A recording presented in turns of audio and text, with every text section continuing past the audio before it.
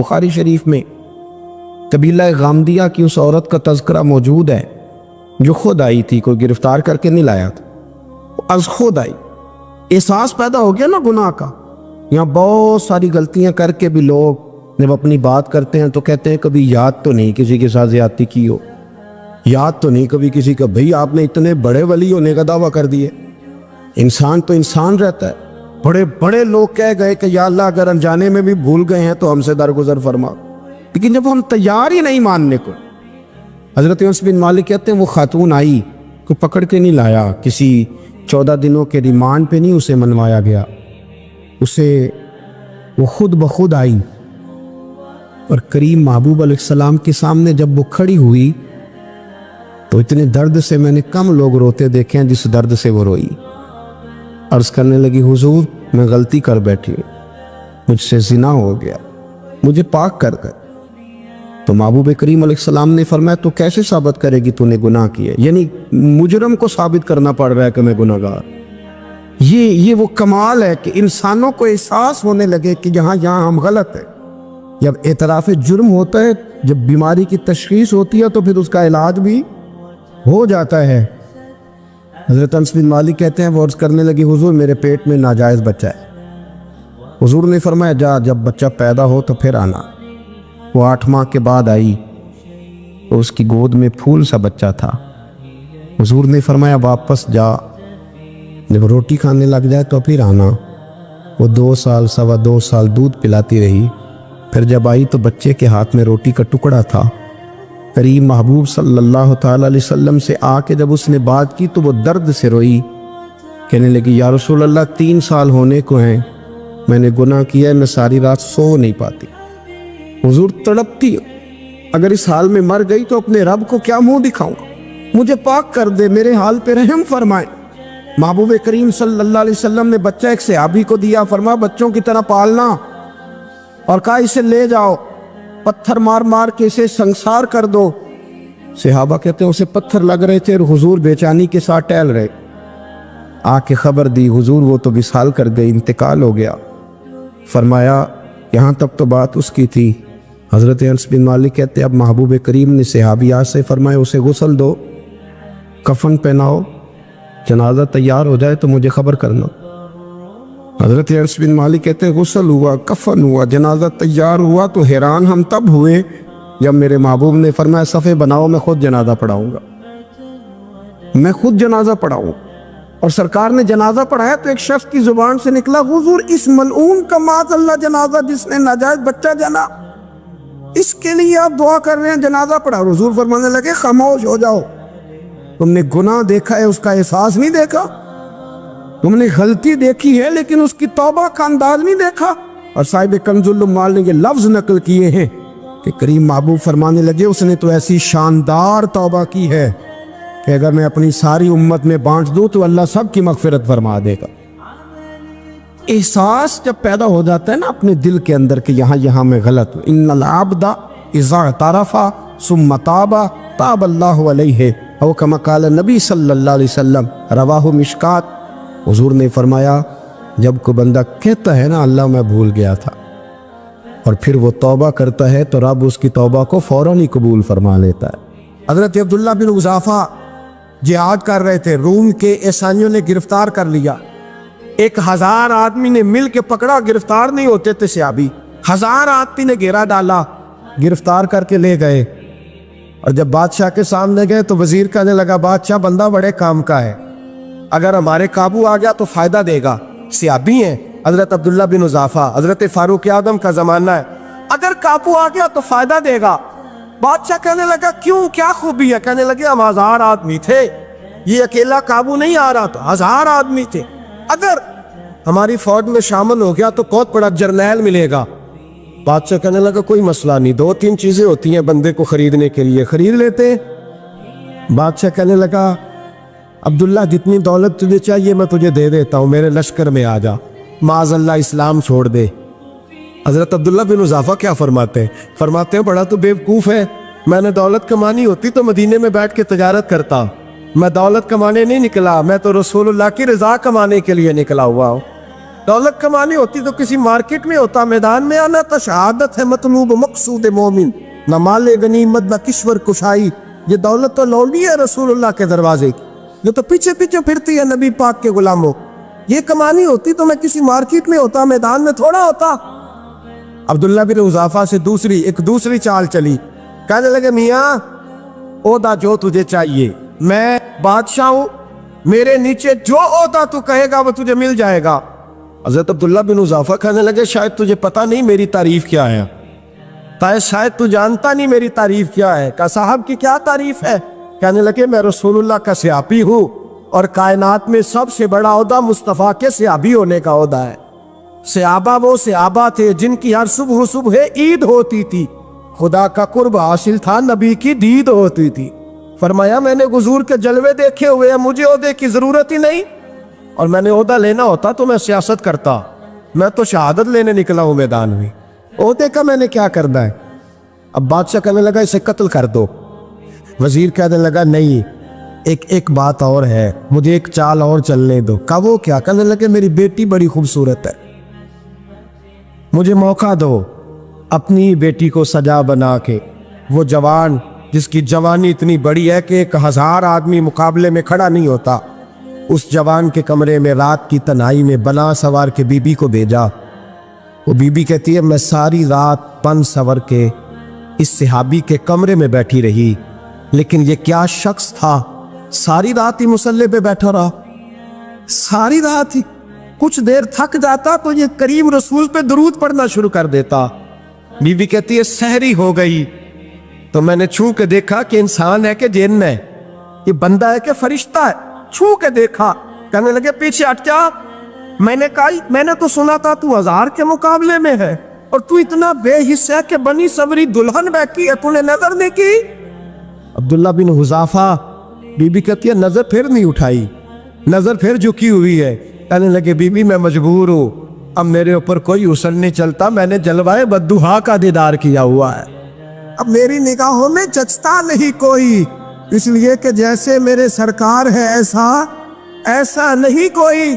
कभी भी अब नहीं किसी का मेरे ऊपर जादू चलता, मैंने मुस्तफ़ा को। और कहा जरा पीछे हट के बैठ, मुझे मेरे रसूल ने गैर महरम से बचने का हुक्म दिया है, जरा पीछे हट के बैठ। सहरी का वक्त था तो बीबी कहती है उस नौजवान के जुमले मेरा सीना चीर गए, कलेजा फट गया, चीख निकली, मैं कुफर के आलम में रोई। मैंने कहा मुझे बता तो सही, आखिर ये जज्बा कहाँ से मिलता है, आखिर ये रोशनी तो मैंने देखी नहीं, कहाँ से आती है। एक मेरा बाप है जो बना सवर के मुझे तेरे कमरे में छोड़ गया, बतला ये कहाँ से कैफ आते हैं। अब्दुल्ला बिन हुज़ाफा कहने लगे अगर कैब लेना है तो तू भी मेरे मुस्तफ़ा का कलमा पढ़ जा, आजा दरवाजे रसूल पे झुक जा, मिल जाएगा। सवेरे दरवाजे पे बाप आया बेटी से रिजल्ट लेने, दरवाजा खोला तो बेटी नकाब पहने बाहर आई। बाप कहने लगा क्या भला? कहने लगी पीछे हटता, तू गैर महरम है, काफर है, मैं मुसलमान हूं। उसने कहा क्या हुआ? कहने लगी तेरे जैसे को बाप कहूं, तेरे जैसे को जो मुझे इस्तेमाल कर रहा था। मैं तुझे बाप नहीं मानती, मैं अब रसूल वाली हो गई, मैं हजरत फातिमा की कनीजा हो गई, मैं अब नबी करीम की खादिमा हूं, खबरदार मेरे करीब ना आना। ये दाव भी नाकाम हुआ। अब हजरत अब्दुल्ला बिन हुज़ाफा के सामने मौत खड़ी की, एक कड़ा में तेल गर्म किया, कहने लगे तुझे इसमें जलाया जाएगा। हजरत अब्दुल्ला बिन हुज़ाफा रदी अल्लाह ताला अन्हु जब जलने के करीब हुए तो रोने लगे। रूम का बादशाह कहने लगा शायद डर गया है, कहने लगे अब समझ आई है, अब तुझे पता चला है, चला आ जा। हजरत अब्दुल्ला बिन हुज़ाफा कहने लगे तू काफिर है, तेरी काफिरों वाली सोच है, इसलिए नहीं रोया कि मौत से डर गया हूँ, मैं तो इसलिए रोया हूँ कि एक जान है और नबी पाक पे कुर्बान हो रही है। काश रब मुझे 1000 जान देता, मैं सारी मुस्तफ़ा पे कुर्बान कर देता। एक सुनार ने गली में यतीम छोटे से बच्चे को घूमते देखा तो सुनार बे औलाद था, बच्चे को उठा के घर ले आया। 18 साल उस बच्चे की परवरिश की, उसको पाला पोसा जवान किया। सुनार के पास वो दुकान पे चला जाता, वो कई दफ़ा दुकान पे रहता, कई दफ़ा घर में रहता। एक दफ़ा वो दुकान पे था, बच्चा घर था, 18 साल का जवान, उसकी बीवी अकेली थी। وہ جس نے ماں بن کے پالا تھا اس نے اسی پہ حملہ کر دیا، اس کا بازو بری نیت سے تھاما۔ بیوی چیخی، تھوڑی دیر گزری تو وہ نوجوان پیروں میں بیٹھ گیا، کہنے لگا اماں پتہ نہیں مجھے کیا ہوا۔ شام کو سنار آیا، بیوی چیخنے لگی، چلانے لگی، کہنے لگی آج عجیب بات ہوئی، جس کو میں نے جگر کا خون دے دے کے پالا اسی نے گندی نظر ڈالی۔ سنار محو حیرت ہے، بیوی کا خیال تھا کہ لات اٹھائے گا، ڈنڈا اٹھائے گا، نوجوان کو مارے گا، لیکن وہ رونے لگ گیا۔ اس نے کہا آج اس نے میرا بازو تھاما ہے، جانے کیا کیا ہے۔ پریشان ہونے لگ گیا، سجدے میں گر گیا، کہا تو بتاتا کیوں نہیں؟ تو وہ سنار کہنے لگا اس کی غلطی نہیں، 18 سال کے بعد آج مجھ پر بھی شیطان سوار ہوا تھا۔ ایک عورت آئی تھی، وہ اپنے بازوؤں میں چوڑیاں پہننا چاہتی تھی تو میں نے بھی گندی نظر سے ہاتھ ڈالا تھا، رب کریم نے مجھے فوراً اس کی سزا دی۔ جن کے گھروں میں بیٹیاں ہوتی ہیں ان کی نظریں گندی نہیں ہوتی، جو بیٹیوں کے باپ ہوتے ہیں، جو بہنوں کے بھائی ہوتے ہیں، ان کی نظریں گندی۔ اور اگر تو ٹیلی فون کرتا ہے، تو کسی عورت کے ساتھ تعلق رکھتا ہے تو یہ بات لکھ لے، امام فخر الدین رازی 1، علامہ اسماعیل حقی 2، ملا جلال الدین رومی 3، امام خازن 4، امام جلال الدین سیوطی 5 حدیث کے استاد اور محدث لکھتے ہیں کہ اگر تو کسی پر گندی نظر ڈالے گا تو تیرا گھر بچ سکتا، یاد رکھ نہیں بچے، اس لیے کہ تیری نظر ہے، کسی کی بیٹی کو بیٹی سمجھ تاکہ تیری بچی کا پردہ قائم رہے، کسی کی بہن کو، یہ کیا بات ہوئی کہ تو جتنا مرضی گند معاشرے میں پھیلاتا رہے تیرا گھر بچا رہے، یہ کیسے ہو سکتا ہے؟ فَإِنَّ لَهُ مَعِيشَةً ضَنْكَ، اللہ فرماتے ہیں زندگی تنگ ہو جائے گی تیرے لیے مشکل، تو ڈھونڈتا پھرے گا کہ میں مرنے کو جگہ تلاش کروں۔ سچی توبہ کرے، کھری توبہ۔ یہ گناہ انسان کو مجبور کر دیتے۔ حضرت عبداللہ بن مبارک رحمۃ اللہ تعالیٰ علیہ، ان کے سینکڑوں شاگرد تھے، ایک شاگرد کے انتقال کا وقت آیا تو گھر گئے ملنے۔ آپ کہتے ہیں میں نے زور لگا لیا پر اس کی زبان پر کلمہ جاری نہیں ہوا۔ میں اسے کہتا کلمہ پڑھ پر اس کی زبان پر جاری۔ اللہ اکبر، بہت بڑی نعمت ہے، دعا فرمائے اللہ ایمان کی موت عطا فرما، ایمان کی موت دے اللہ کریم، ایمان کی موت دے۔ ایسے بھی لوگ دیکھیں ہیں، مسجد نبوی ہے، رسول اللہ کا شہر ہے، سر سجدے میں ہے، روح پرواز کر گئی، روح پر کتنا نصیبوں والا ہے، کتنا نصیبوں والا کہ مسجد نبوی میں سر سجدے میں رکھا ہے، اور اللہ تبارک و تعالیٰ نے محبوب کے قدموں میں موت عطا فرمائی۔ تو حضرت عبداللہ بن مبارک کہتے ہیں میں نے اس کو کہا کلمہ پڑھ تو اس کی زبان پہ جاری نہیں ہوتا، میں بار بار کہتا تو وہ منت کرتا، کہتا حضور میں کوشش کرتا ہوں جاری نہیں ہوتا۔ فرماتے میں پریشان ہو کے اٹھا، ابھی میں دروازے پہ پہنچا تھا، اس نے چیخ ماری اور روح پرواز کر گئی۔ بچے رونے لگے، بیوی رونے لگی، تو میں نے اس کی بیوی سے کہا کہ یہ جرم کیا کرتا، اتنا بڑا پاپی پہ کلمہ جاری نہیں ہوا۔ اس کی زوجہ کہنے لگی حضرت جی 2 گناہ تھے اس کے، ایک تو یہ شراب کا عادی تھا، روکتی تھی باز نہیں آتا تھا، اور دوسری بات یہ کہ یہ اپنی اماں کا نافرمان تھا، وہ 2 گلیاں چھوڑ کے رہتی ہے، یہ کبھی ملنے نہیں گیا تھا، اس بوڑھی کا کلیجہ اس کی طرف سے بڑی تکلیف میں تھا۔ حضرت عبداللہ بن مبارک کہنے لگے جا تو بھی دعا کر، اس کی ماں کو بھی کہہ دعا کرے کہ یہاں تو یہ کلمہ نہیں اسے نصیب ہوا، اللہ کرے اللہ آخرت کی منزلیں اس کی بہتر فرما دے۔ حضور صلی اللہ علیہ وسلم کے پاس ایک مہمان آ گئے رات کے وقت میں، جب وہ آئے تو حضور نے پوچھا کھانا کھانا ہے؟ تم نے کہا کھانا ہے۔ جھوٹ اور بھوک کو جمع کرنا منع ہے، کہا جی کھانا ہے۔ تو حضور صلی اللہ علیہ وسلم نے فرمایا ازواج مطہرات کے گھروں میں پتہ کرو کچھ ہے۔ حضرت ام سلمہ کے گھر میں پتہ کیا تو کہا یا رسول اللہ 4 دن سے روٹی نہیں پکی۔ حضرت زینب سے پوچھا تو کہا حضور کئی دن سے چولہا ہی نہیں جلایا۔ حضرت عائشہ صدیقہ، حضرت میمونہ، حضرت سودا، تمام گھروں سے بظاہر یہ 2 جہاں کے شاہ ہیں پر پاس کچھ رکھتے نہیں، 2 جہاں کی نعمتیں ہیں ان کے خالی ہاتھ میں، ہر چیز ہے پر فقر اختیاری ہے، کوئی شے نہ ملی۔ نبی پاک صلی اللہ علیہ وسلم نے مسجد میں اعلان کیا، فرمایا کون ہے جو میرے مہمان کو روٹی کھلائے؟ ان لفظوں کا حسن کوئی حسن والا ہی سمجھ سکتا ہے۔ فرمایا کون ہے جو میرے مہمان کو کھانا کھلائے؟ تو ایک صحابی لے گئے اور اٹھے، وہ صحابی جو صحابہ میں غریب تھے، ایک انصاری جو غریب آدمی تھے، बहुत ज़्यादा अमीर आदमी अल्लाह की राह में खर्च नहीं कर पाता, उसके लिए मुश्किल हो जाता है। उसके लिए बहुत अमीर आदमी जो होता है ना, वो जितना ज़्यादा अमीर होता है ना, उतनी दीवार उसके गिर्द खड़ी हो जाती है पैसों की, मुश्किल हो जाता है उसके लिए। गरीब आदमी खड़े हुए, अगरचे मेरे महबूब के ग़ुलामों में जो बड़े अमीर थे वो भी खर्च करने में बड़े आगे थे। हज़रत उस्मान गनी रदी अल्लाह ताला, हज़रत अब्दुर्रहमान इब्न औफ, हज़रत अबू बकर सिद्दीक़ रदी अल्लाह। लेकिन ये गरीब आदमी का हुजूर मैं ले जाऊँगा, मैं लेके जाऊँ, और ये बुखारी मुस्लिम है। हुजूर ने फरमाया ले जाओ। वो अब से आप भी घर ले गए और बीवी से मशवरा किया। बात पे गौर करना, हर चीज़ की भूख देखी जा सकती है, बच्चों की नहीं देखी जा सकती। वो अंसारी हुजूर के मेहमान को घर ले गए, जाके बीवी से मशवरा किया, कहा भली मानस घर में कुछ है? तो उसने कहा थोड़ा सा बच्चों के लिए खाना रखा है, बच्चों के लिए। बच्चे तो बुज़दिल कर देते हैं, बच्चे तो आदमी को बुज़दिल कर देते हैं, बच्चे तो मार देते हैं, कलेजा फट जाता है बच्चा भूखा हो तो, नींद नहीं आती। अब सहाबी अपनी बीवी से क्या कहते हैं? कहते हैं बच्चों को बहला के सुला दे, और रसूलुल्लाह के लिए नहीं, रसूलुल्लाह के मेहमान के लिए, भाई नबी पाक के लिए नहीं, हुजूर के तुझसे दर दर से सग और सग से है मुझको निस्बत, मेरी गर्दन में भी है दूर का पटका तेरा, तुझसे दर दर से सग सग से है मुझको निस्बत। लंबी बात है। बच्चों को सुला दो। बीबी ने बच्चों को सुला दिया तो मियाँ बीवी का मशवरा हुआ कि मेहमान के साथ बैठ के रोटी खाना भी सुन्नत है। तो अब मेहमान के साथ बैठ के खाना भी है, तो खाना है एक दो आदमी का। अब खामद अपनी बीवी को तैयार करता है कि मैं भी खाने पे बैठ जाऊंगा, तू भी बैठ जाना। और जब मेहमान खाने में हाथ डाल ले तो तू उठना, कहना ओहो दिया तो सही किया ही नहीं, अभी बुझ जाएगा, और जाके दिया बुझा देना। हम हाथ हिलाते रहेंगे, मेहमान रोटी खाता रहेगा। और यार इस दर्द को, इस कैफ को समझो।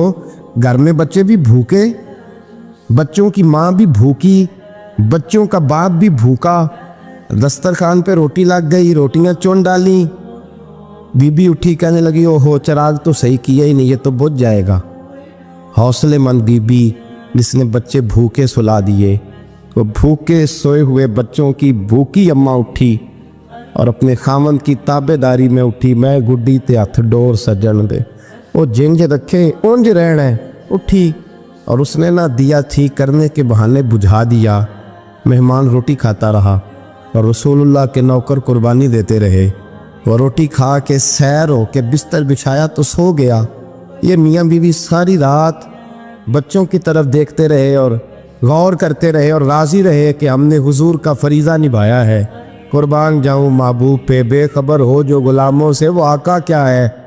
वो सहाबा वो अगर कुर्बानियाँ देते थे तो जो एजाज़ मिलता था वो भी बड़ा शान वाला है। सहाबी कहते हैं मैं फजर की नमाज पढ़ने मस्जिद आया, पहला कदम रखा तो मेरे करीम बोले, हुजूर ने फरमाया रात जो तूने और तेरी बीवी ने अमल किया है खुदा को भी बड़ा पसंद आया है, मोहम्मद मुस्तफ़ा को भी बड़ा पसंद है। और फिर एक लफ्ज़ और है हदीस में, एक रवायत में कुछ जुमले और भी हैं। हुजूर ने फरमाया जब तू और तेरी बीवी रात मेहमान के साथ एसार कर रहे थे ना, तो अर्श का मालिक तुम्हें मुस्कुरा मुस्कुरा के देख रहा था। रब तुम्हें देख के मुस्कुरा रहा था, रब तुम्हें देख के मुस्कुरा। तरबामनी पे शेख हमारी ना जाइए, हम दामन नचोड़ दें तो फरिश्ते वुजू करें।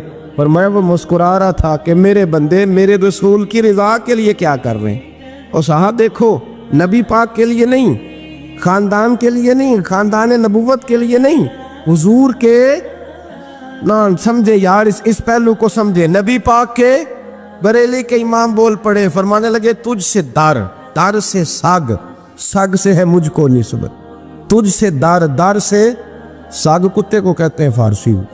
फरमाते महबूब तेरा दरवाज़ा और दरवाजे पे कुत्ता, और कुत्ते के पास मैं बैठा हूँ। चलो कुत्ते के पास तो बैठा हूँ ना, मेरी गर्दन में भी कोई तो पटका है ही है ना। तुझसे दर दर से सग और सग से है मुझको निस्बत, चलो मेरी गर्दन में भी है दूर का पटका तेरा। कुरान मजीद बोल उठा, रब करीम ने फरमाया हबीब ये तेरे गुलाम वो हैं कि वयुक्सिरूना अला अनफुसिहिम वलौ काना बिहिम खसासा। फरमाया इनका हाल ये है कि जिस चीज़ की शदीद हाजत होती है वो भी अपने भाइयों पे कुर्बान कर देते, वो दे देते हैं तेरे नाम पे।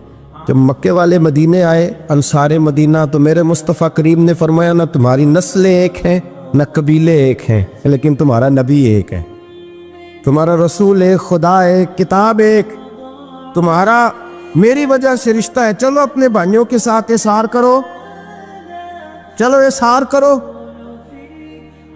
اگر کسی کے 2 مکان تھے تو اس نے ایک اس کو دے دیا جو مکے سے آیا تھا، 2 باغ تھے تو ایک دے دیا، کسی کے پاس ایک تھا تو آدھا بانٹ کے دے دیا، ہر چیز تقسیم کر دی۔ حالات بدل جاتے ہیں، حالات بدل جاتے ہیں۔ تلک الایام نداولها بین الناس، اللہ لوگوں کے درمیان دن بدل دیتا ہے، حالات بدل گئے۔ بڑا مال غنیمت آیا، بنو نذیر کا علاقہ فتح ہوا تو میرے رسول پاک صلی اللہ تعالیٰ علیہ وسلم نے انصار مدینہ کو اکٹھا کیا، فرمایا بھئی مال اب بڑا آ گیا ہے۔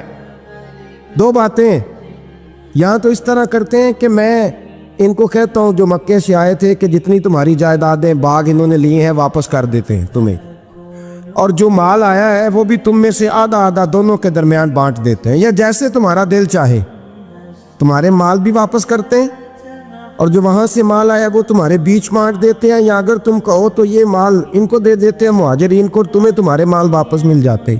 حضور نے پوچھا انصار مدینہ سے، حضرت سعد بن معاذ، سعد بن عبادہ تڑپ کے کھڑے ہوئے، عرض کی محبوبہ میں تو ابو بکر کو جانتا ہی نہیں تھا، حضور مجھے کیا پتا عمر کون ہے، میں کیا جانوں عثمان غنی مولا علی کی عظمتوں کو، محبوبہ میں نے تو تجھے ان کی طرف مسکرا کے دیکھتے ہوئے دیکھا ہے، تیرا جلوہ دیکھا ہے، تجھ سے در در سے ساگ ساگ سے ہے مجھ کو نسبت، یا رسول اللہ صلی اللہ علیہ وسلم ہم سے مشورہ نہ کریں، آپ اس طرح کریں جو جائیدادیں ہم نے انہیں دی ہیں وہ بھی ان کے پاس رہنے دیں، اور جو مال آیا ہے وہ بھی ان میں تقسیم کر دیں، اس لیے کہ ہمیں تو بس اتنا پتہ ہے کہ یہ آپ کے غلام ہیں، آپ کے نوکر ہیں، ہمیں اس سے زیادہ کسی چیز کے کوئی غرض ہے، بس آپ کے غلام ہیں، بات ختم ہو گئی۔ حضور خاموش ہو گئے۔ صحابہ کہتے ہیں دیر کے بعد ہم نے کہا فیصلہ ہونا چاہیے، فیصلہ پتہ کیا ہوا؟ حضور نے ہاتھ اٹھائے، کہا اے اللہ میرے مدینے والوں پہ رحم فرما، اے اللہ میرے انصار پہ رحم فرما، اللہ ان کے جذبے قبول فرما۔ بھائی اظہار والی زندگی، وہ کیا بات ہوئی کہ میں نے بڑی قربانی دی ہے، تو اور جب تک تو قربانی نہیں دیتا تو قدر والا نہیں ہوتا۔ جو چیز قربانی سے حاصل ہوتی ہے اس کی قدر ہوتی ہے، جو چیز مفت میں آ جاتی ہے اس کی کوئی قدر نہیں ہوتی، کوئی قدر نہیں۔ میں اکثر سوچتا ہوں کہ حضرت خواجہ اجمیری کے خلیفے اجمیر میں بھی تو ہونے چاہیے تھے نا، لیکن ان کے خلیفے اجمیر میں نہیں ہوئے، دلی میں ہوئے۔ تو میں سوچتا ہوں دلی والوں کے خلیفے دلی میں ہونے چاہیے، لیکن دلی میں نہیں ہوئے، پاک پتن میں ہوئے، تو پاک پتن والوں کے یہاں ہو جاتے۔ اس لیے کہ قربانی جو دیتا ہے نا، جو دور سے چل کے آتا ہے وہ قربانی کرتا ہے، قربانی دیتا ہے، اس کو قدر زیادہ ہوتی ہے۔ ہم نے کسی شے کے لیے کبھی قربانی نہیں دی، نہ دین کے لیے، نہ قرآن کے لیے، نہ مسجد کے لیے، نہ شیخ کے لیے، نہ طریقت کے لیے، قربانی تو ہے ہی نہیں۔ تو جو شے مفت ملتی ہے اس کا نہ مزہ آتا ہے نہ قدر ہوتی ہے۔ جو چیز قربانی کر کے لیتے ہو نا، قربانی کر کے، اس کی قدر ہوتی ہے۔ کسی لیے کہا تھا کسی درویش نے، اس نے کہا تھا قدر نبیدہ ایک کی جانن دنیا دار کمینے، قدر نبیدہ جانن واگے سو گئے وچ مدینے۔ ان سے پوچھو نا، ان سے پوچھو ان حضرات کو کتنی قدر تھی۔ قربانی اپنی زندگی میں دینا سیکھیں۔ ایک ہوتی ہے بندے کی ذاتی خواہش، اس کو کچلنا بڑا مشکل ہوتا ہے۔ قربانی بڑی ضروری چیز کا نام ہے، اور جو قربانی دینا سیکھ جاتا ہے وہ بچ جاتا ہے۔ کتیا 6 بچے جنم دیتی ہے لیکن قربانی نہیں نہ دیتی بچوں کی، تو ریوڑ نہیں بنتے، اجڑ نہیں بنتے۔ بکری 2 بچے پیدا کرتی ہے اور سال کے بعد ہزاروں بچوں، لاکھوں بچوں کی قربانی دیتی ہے، پر پھر بھی جدھر جاؤ بکرے بکرے نظر آتے ہیں۔ جو قربانی دینا سیکھ جاتا ہے نا، یزید نے کوئی قربانی نہیں دی، اس لیے کوئی شخص بھی کھڑا ہو کے نہیں کہتا، حالانکہ 14-15 بیٹے تھے یزید کے، کوئی بھی کھڑا ہو کے نہیں کہتا میں اس کی نسل میں سے ہوں۔ امام حسین نے ساری قربانی دے دی۔ ایک زین العابدین بچے تھے، پوری دنیا میں اللہ نے سید عطا فرمائے ہوئے ہیں۔ جو قربانی دینا سیکھ جاتا ہے وہ بچ جاتا ہے۔ ہم نا قربانی کیا، ہمارے پاس تو اضافی شے ہے وہی دینے کو تیار نہیں۔ جب آپ تیار ہی نہیں تو سودا ہی نہیں کر، آپ نکلے ہی نہیں میدان میں، تو حاصل کیسے ہو؟ حصول تو تب ہوگا نا جب آپ کوئی انویسٹمنٹ کریں گے. تو آپ انویسٹ ہی نہیں کر رہے تو بھائی آپ نے پودا ہی نہیں لگایا تو پھل کیسے ملے؟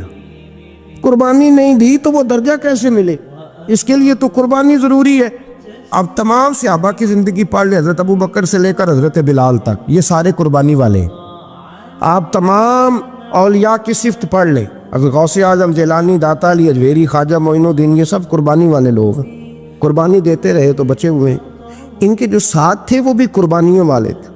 قربانی حصہ ہے طریقت کا، قربانی ضروری ہے. اور ہمارے صوفیاء تو کہتے ہیں جس شخص نے تصوف میں آ کے قربانی نہیں دی.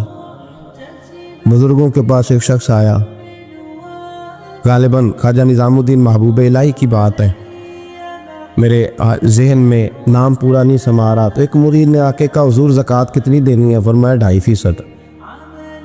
تھوڑی دیر کے بعد حضرت نصیر الدین چراغ دہلوی آ گئے، کہا حضور اللہ کے راستے میں کتنے دینے ہیں؟ فرمایا 50%.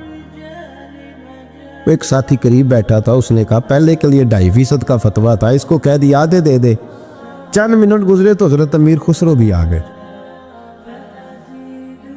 کہا حضور زکوٰۃ کتنی دینی ہے؟ فرمایا جو ہے سارا ہی لے آ، تیری 100% ہے. تو وہ ساتھی جو قریب بیٹھے تھے اس نے کہا بابا فتوے علیحدہ علیحدہ ہیں. فرمایا فتویٰ ایک ہی ہے، بندے علیحدہ علیحدہ ہیں.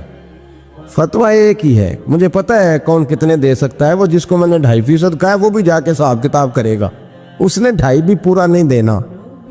اور فرمایا جس امیر خسرو کو میں نے کہا نا سارا لے آ، اس کا دل کرے گا میں اپنا مکان بھی توڑ کے لے آؤں. میں نے فتویٰ ایک ہے، بندہ دیکھ کے بات کی ہے. بھائی قربانی نہیں ہے، اظہار ہی نہیں ہے، جذبہ ہی نہیں ہے، ہمارا مزاج ہی نہیں ہے. لیکن نا یہ اب ایک تو شریعت کی قربانی ہے نا یہ، تو اس پہ بھی لوگ بڑا سوچیں گے، اس پہ بھی لوگ بڑا سوچیں گے. فتوے پوچھتے پھریں گے کہ جی میرے اوپر تو ابھی میں نے تو 15,500 قرضہ دینا، دوں کہ نہ دوں، کون سی دوں؟ فتوے پوچھیں گے. دینے کی دفعہ فتوے پوچھیں گے اور لینے کی دفعہ چھٹی، جو آتا ہے آنے دو. کبھی لینے کی دفعہ بھی فتویٰ پوچھنا صاحب کہ یہ مجھے اتنا مال آ رہا لے لوں کہ نہ لوں. وہ لے لیا، قابو کر لیا. جب دینے کی باری آئی تو فتویٰ اظہار کرے. اور اظہار صفت ہے مسلمان کی، یہ اظہار کرنے لگتا ہے تو بچنے لگ جاتا ہے، اس کا فائدہ ہونے لگ جاتا ہے. قربانی دینے لگ جاتا ہے تو بچ جاتا ہے. کسی نے کہا تھا سن اے مسلمان، یہ نقطہ فیض قرآنی میں ہے، عظمت و اسلام اور مسلم صرف قربانی میں ہے. اگر تو جینا چاہتا ہے تو قربان ہو. حضرت سیدنا ابو بکر صدیق فرماتے ہیں میں حضور کے سامنے بیٹھا، ایک شخص آیا، اس نے آ کر کے کہا یا رسول اللہ صلی اللہ تعالی علیہ وآلہ وسلم، یہ میرے ہاتھ کے اندر خنجر ہے، میں قتل کر کے آیا ہوں. قاتل کھڑا ہوا. ایک طرف قرآن مجید کا حکم ہے کہ جس نے ایک آدمی کو قتل کیا پوری انسانیت کو قتل کیا. حضور یہ خنجر ہے، قتل کر کے آیا ہوں. میرے مصطفیٰ نے فرمایا کس کو قتل کیا؟ عرض کی حضور سگی بہن کو مارا ہے. سگی بہن تھی، میں نے قتل کر دی. میرے نبی پاک صلی اللہ علیہ وسلم نے فرمایا کیوں مارا؟ پیار نہیں تھا؟ کہا محبوب بہن سے کس کو پیار نہیں ہوتا، بڑا پیار تھا، پر مارا کیوں؟ تو صحابی رونے لگے، کہنے لگے محبوبہ میں بڑا پیار کرتا تھا، پر وہ کافرہ تھی، مشرکہ تھی، بڑا پیار کرتا تھا. جب بھی اس کے پاس جاتا وہ آپ کے بارے میں بات چھیڑ دیتی. میں اس کو کہتا سارا کچھ کر لے، میرے نبی کے بارے میں بات نہ کر دو. میں ہر شے سہ لیتا، پر مصطفیٰ کریم کی ذات کے بارے میں کوئی بات برداشت کرنے کی طاقت نہیں رکھتا. یہ والا جملہ نہ کہنا. میں اس کو روکتا، منع کرتا، وہ باز نہ آتی. کہتے ہیں آج اس نے اتنی سخت بات کی کہ میں اس کا گلا کاٹ آیا ہوں، قتل کر دیا ہے. حضور میرے لیے حکم کیا ہے؟ تو نبی پاک نے فرمایا جا، تیرے اوپر کوئی سزا نہیں، تو نے جو کیا ہے اچھا ہی کیا ہے، یہ اچھا کر ڈالا ہے جو تو نے کیا ہے. ایک صحابی نابینا تھے، آنکھوں سے نظر نہیں آتا تھا، رشتہ کوئی نہیں دیتا تھا، معذور آدمی تھے. نکاح ہوا، شادی ہوئی، 2 بیٹے دیے اللہ، گھر بس گیا، بیوی کپڑے دھو کے دیتی، خدمت کرتی، روٹی پکا کے دیتی، بچے بڑے حسین تھے. اور وہ صحابی خود فرماتے ہیں، نابینا صحابی کہتے ہیں موتیوں کی طرح کے میرے بچے، جو بھی آتا آ کے کہتا تیرے موتیوں کی طرح کے لال ہیں. لیکن آپ فرماتے ہیں ایک صبح اعلان ہو گیا، مدینے میں شور ہو گیا کہ اس نابینا صحابی کی بیوی قتل ہو گئی، کسی نے خنجر کے دبایا، مر گئی ہے. کہتے ہیں اس کے لواحقین اکٹھے ہوئے، در رسالت امام پہ آئے، آگے کہنے لگے حضور ہمارا قاتل ڈھونڈ کے دیں، ہماری بیٹی کو کس نے مارا؟ میرے رسول پاک نے مجمع پہ نظر ڈالی، فرمایا بھائی مجھے کہنے کی ضرورت نہ پڑے، اگر قاتل موجود ہے تو خود اٹھ جائے۔ خود اٹھے، وہ نبینا صحابی بیچ میں سے اٹھ کے کھڑے ہو گئے، کہنے لگے سونیا قاتل کوئی باہر نہیں، میں خود قاتل ہوں، میں نے مارا ہے، میں قاتل ہوں، میں نے مارا ہے۔ مصطفیٰ کریم سید عالم صلی اللہ علیہ وسلم نے فرمایا تجھے تو اس کی بڑی ضرورت تھی، بڑی حاجت تھی، تیری بیوی تھی، تیرا گھر سنبھالتی تھی، تیرے بچے تھے۔ صحابی عرض کرنے لگے حضور سارا کچھ ٹھیک تھا پر وہ آپ کی بے ادب تھی، حضور اس کے آنے سے میرا گھر بس گیا، روٹی پکنے لگی، کپڑے ملنے لگے، اولاد ہونے لگی، میں دنیا پہ آ گیا، لیکن محبوبہ میں نے وہ سکھ کیا کرنے ہیں جو تیری بے ادبی پر تعمیر کیے جائیں۔